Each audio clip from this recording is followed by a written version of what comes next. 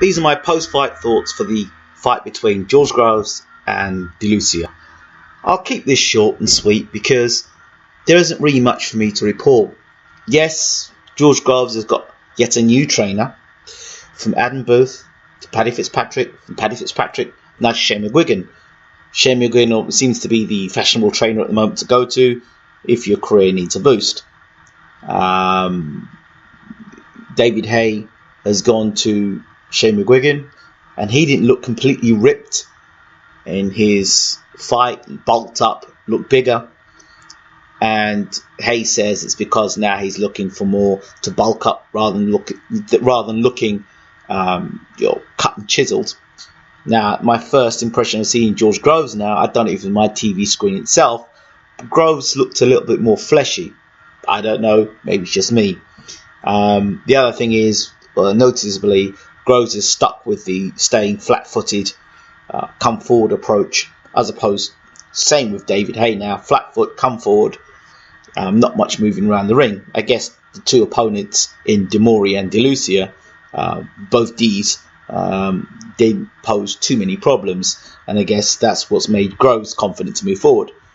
Luisa did give it a go in the fight through punches. I thought Groves looked scrappy at times, and Luisa his corner has a reputation of throwing the towel in. I can't tell you I was impressed by the performance from George Groves.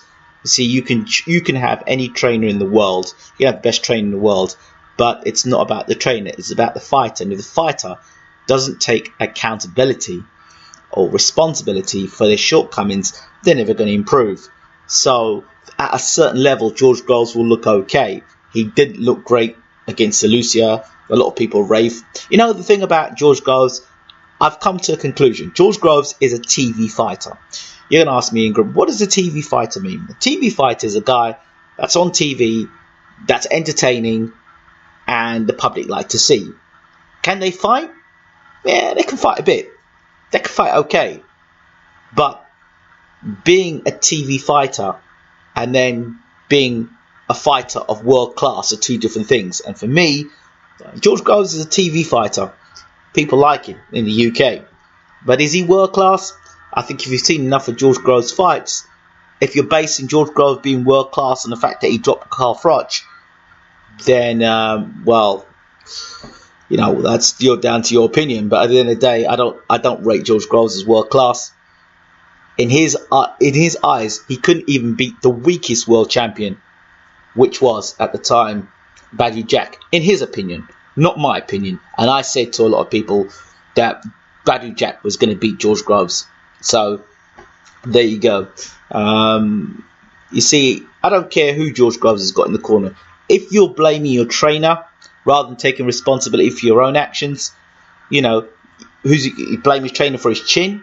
Was it his trainer that got him dropped against Paddy Fitzpatrick? Against Badou Jack? Was it Paddy Fitzpatrick to blame?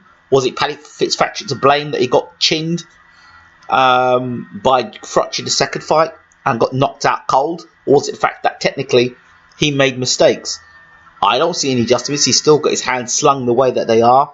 And the only thing we didn't notice in this fight is Groves didn't go after over 6 rounds. As you know, if George doesn't get you out in the first 6 rounds, he starts to blow a bit. And second after the fight, he tires. And if you're a good fighter, a very good fighter, you go on and stop George Groves, or you outpoint him. George Groves looks very old as well as a fighter. Now they're talking about this fight against Martin Murray. So why is this fight such a big fight? I said it would be a good fight, back before he got beat by Badou Jack. Now this fight is against two guys, two serial losers. Serial losers. George Groves and Martin Murray are serial losers. So it's the best of the two losers fighting at super middleweight. Martin Murray, I would point to being the favourite in the fight because he's strong, he's tough, he's rugged, and I wouldn't say Martin Murray is more than one-dimensional. If he's still got that trainer in his corner after all those failed attempts at world titles, then you can expect the same old Martin Murray chugging along, and same George Groves Now, not evasive George Groves, but George Groves who likes to hold his feet. If you hold your feet and you can't take punishment and you haven't got a great chin, that doesn't bode well for your style. George Groves' best style was when he was with Adam Booth. I go back to it, where he was hit and move. With a guy like George Groves who cannot just take a lot of punishment, and a guy who's not got a great chin and he's not got a great engine, you know, his best bet probably is to be moving and landing shots and working on his fitness. And if he's killing himself to make super middle, move up to light heavyweight.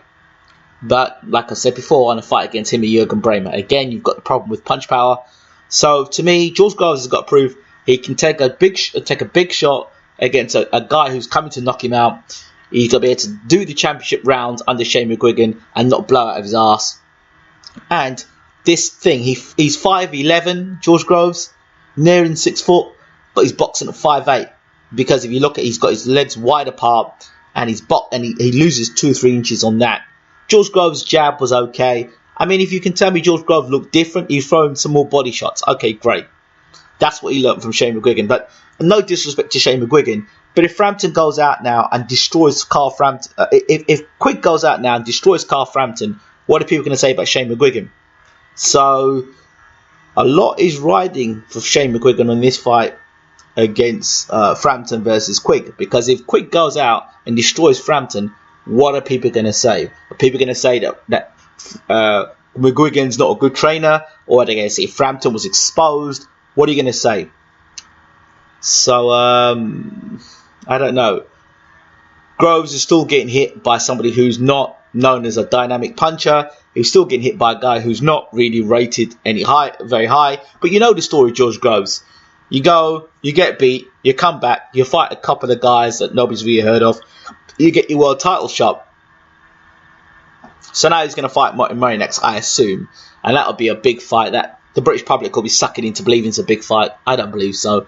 George Groves is serious. Go and fight Callum Smith. I'm not a big fan of Callum Smith, but it's a sort of fight where I don't think George Groves is on his way up. I think he's on his way down. And I think Callum Smith is a good time for Callum Smith to fight George Groves, actually. And if George Groves is very serious, let him fight Callum Smith. Let him get a good rating in WBC and move on from there. So those are my thoughts. I'm sorry, guys, if you wanted me to say something that was out of the ordinary and give praise to George Groves for coming back against a guy that I really didn't care about.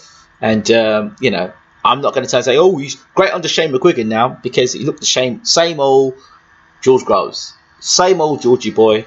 And I hope he doesn't decide to go along and fight De Gale, because I think De Gale's going to... If you haven't understood that De Gale is world class in the fights he's had so far, I mean, I don't see George Groves beating Durrell, and I certainly don't see him beating Lucien Bute. So I think George Groves wants to prove himself. Let him fight Lucien Bute. Let him fight Durrell. Let him fight one of them two guys, and then give him a world title shot. Then we know what he's like, because the 2 guys there who can punch, 2 guys there that can do the distance, and 2 guys there that are going to bring the fight to George Groves. Let him beat one of those 2 guys under the Shane McGuigan era, and let's see what he does there. But for me, I'm not convinced. And as far as I'm concerned, you've got to take responsibility for your actions, take responsibility for your shortcomings, and don't blame the trainer. Because it's the same chin you had against Adam Booth. That you got dropped by Kenny Anderson. It's the same chin with Paddy Fitzpatrick, and it'll be the same chin against Shane McGuigan. And if it all goes wrong with Shane McGuigan, what's George Groves going to say then?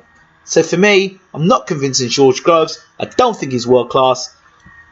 I've never believed he was world class, and I've always said to people in this argument about George Groves, who's he beaten to be world class? And don't say James DeGale, because I think he scraped it against James DeGale, and I believe James DeGale actually won that fight. So let's count that out. Paul Smith, really? And Glenn Johnson. Well, they wheeled Glenn Johnson out of retirement, so come on, really? Who is George Groves beaten of world class for everyone to be jumping up and down? TV fighter? Entertaining to watch? Okay, maybe so. World class? No. Sorry, George Groves fans, that's just my verdict. But I did try and give you this warning when he fought Badou Jack. I did give you the warning when he fought Carl Froch. Go back and look at my earlier videos and my earlier predictions. I said in both fights, Carl Froch would come from behind and stop George Groves. So George Groves is a good fighter. World class? No. Elite level? No. European class? Yeah. I'm out. Don't forget to rate, subscribe and leave your comments and share the video. Sorry, George Groves.